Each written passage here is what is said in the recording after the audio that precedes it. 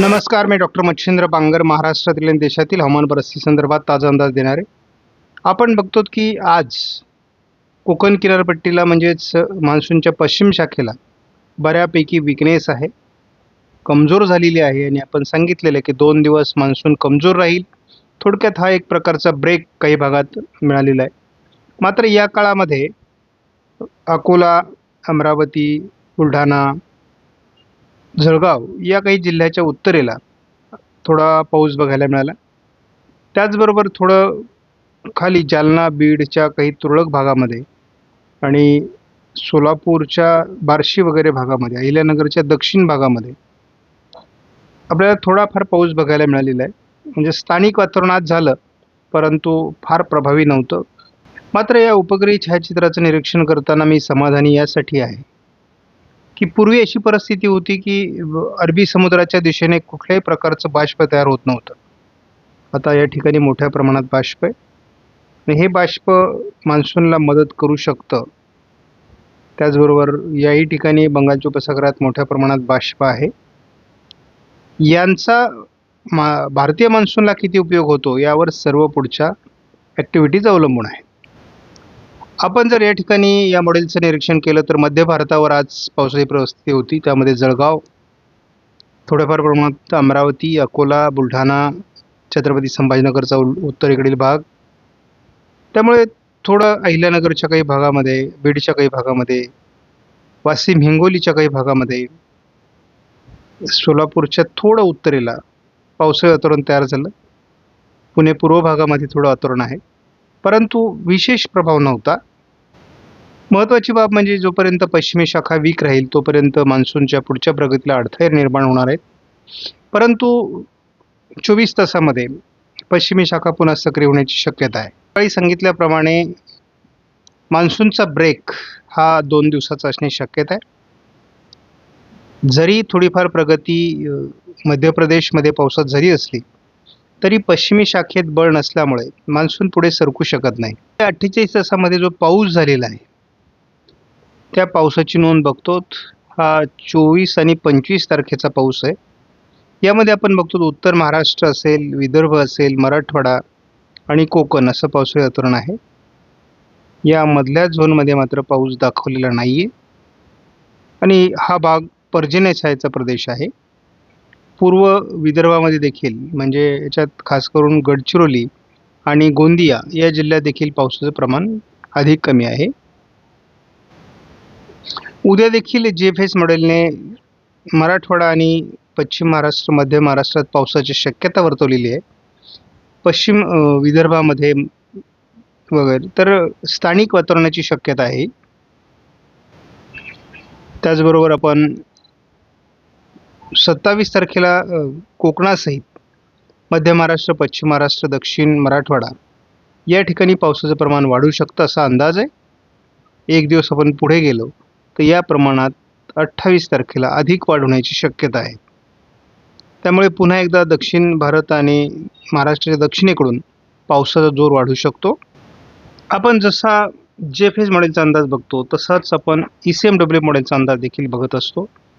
सध्या परिस्थिती बदलते आहे. दक्षिण कोकणामध्ये आणि थोडं इतरही भागात म्हणजे उत्तर कोकणात पाऊस कमी आहे.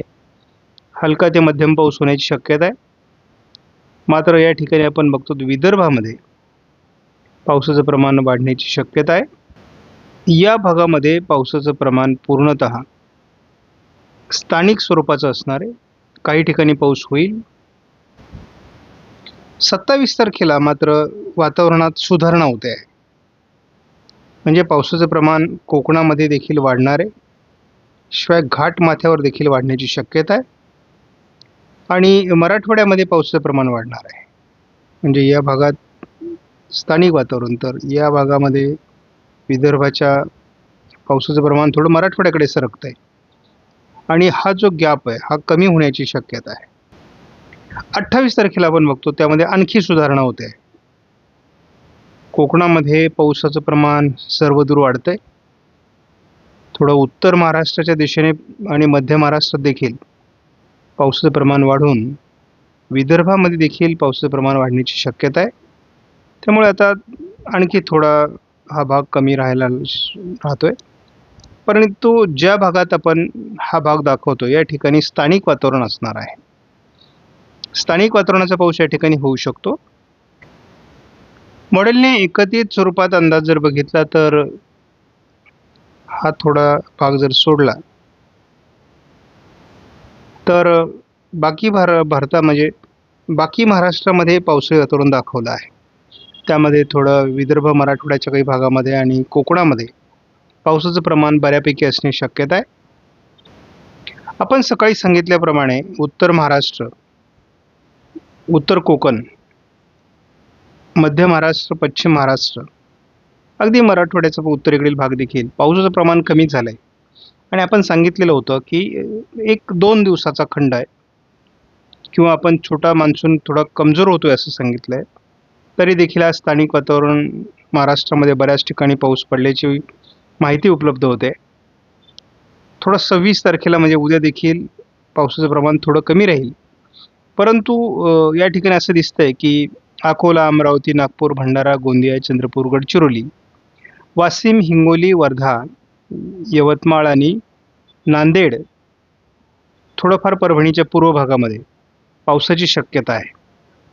त्यामुळे या ठिकाणी जोरदार पाऊस होऊ शकतो आणि काही प्रमाणात उशिरा छत्रपती संभाजीनगर, जालना, अहिल्यानगर पूर्व, बीड, बार्शी, लातूर, धाराशिव, सोलापूरचा उत्तर भाग या ठिकाणी देखील पावसाचा अंदाज उशिरा दिलेला आहे.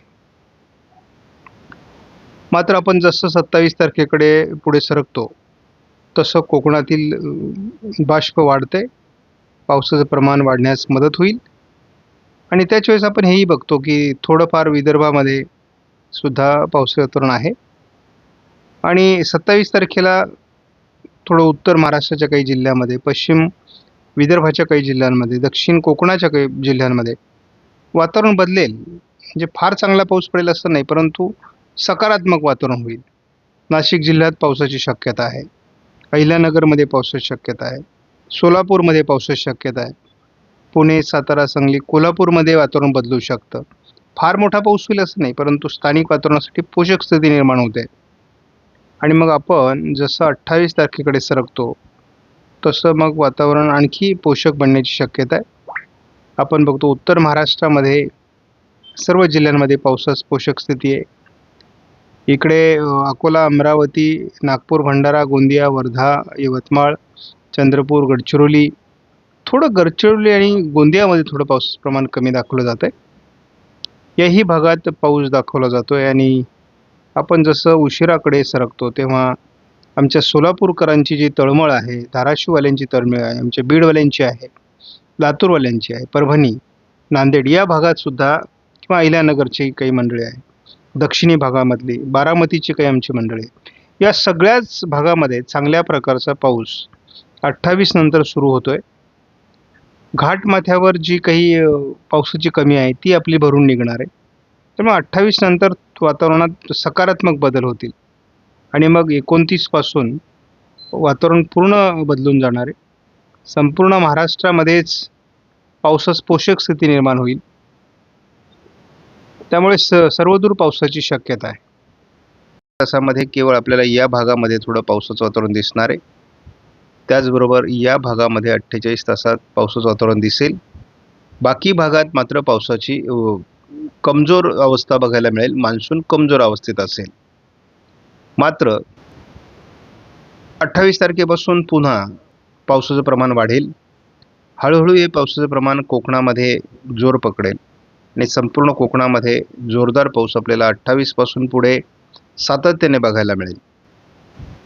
हे एल निनोचं वर्ष आहे. पाऊस कमी आहे. ज्या ठिकाणी आपल्याला 500-600 मिलीमीटर पाऊस पडतो त्या ठिकाणी 400-450 मिलीमीटर पाऊस पडणार आहे. ज्या ठिकाणी आपला 3000 मिलीमीटर पाऊस कोकणामध्ये पडतो तिथे देखील जवळपास 500 मिलीमीटर पावसाची घट राहणार आहे. त्यामुळे आपल्याला यावर्षी सरासरीच्या तुलनेत मोठी पावसाची घट बघायला मिळणार आहे. त्यामुळे एक लक्षात घ्या की हे एल निनोचा प्रभाव आहे आणि एल निनोच्या वर्षामध्ये पावसाची घट, असमान वितरण या बाबी असतात. सर्वात प्रभाव हा पर्जन्यछायेच्या प्रदेशावर पडतो. परंतु पहिल्या अंदाजामध्ये आम्ही जे सांगितलेलं होतं की पावसाचं प्रमाण पश्चिम विदर्भ, उत्तर मराठवाडा आणि उत्तर महाराष्ट्रात कमी राहील, त्या ठिकाणी मात्र अंदाज बदलताना दिसतोय. त्या ठिकाणी पावसाचं प्रमाण वाढतंय. दक्षिण पश्चिम भागामध्ये म्हणजे दक्षिण मराठवाडा आणि पश्चिम महाराष्ट्रात ही पावसाची घट दिसू लागली आहे. त्यामुळे एकूणच चित्र बदलतंय. घाबरू नका. जी परिस्थिती आहे त्याला आपण समोर जाऊयात. धन्यवाद. जय हिंद, जय महाराष्ट्र, जय बळीराजा.